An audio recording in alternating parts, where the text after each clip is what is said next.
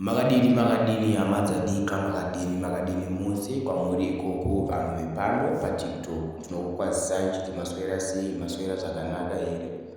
Ini ndoitwa ambuya puro ndichiitwa maskitsi ndichida kufadza vanhu kuti nditsvage raramo, nditsvage zvekudya, nditsvage kubetserekana. Saka ndinokumbirawo nomweya waMwari mundifollowewo patiktok. Channel rangu rinonzi ambuya puro, mundifollowewo channel rangu rinonzi ambuya puro. Munditisewo mari, ndokumbirawo mufollowewo video rangu. Chiave chine mavideo akawandisa chakupai attention airtime ndichiita chaambuya puro. Mumashare mavideo angu mapo akawanda vazhinji mavaonawo. Video roro rinonzi ambuya puro. Arikuya akawanda mavideo akanzi ambuya puro muchanakidza zvenyu. Followewo channel redu tipindewo K mafollowers ngawandewo tipindewo million.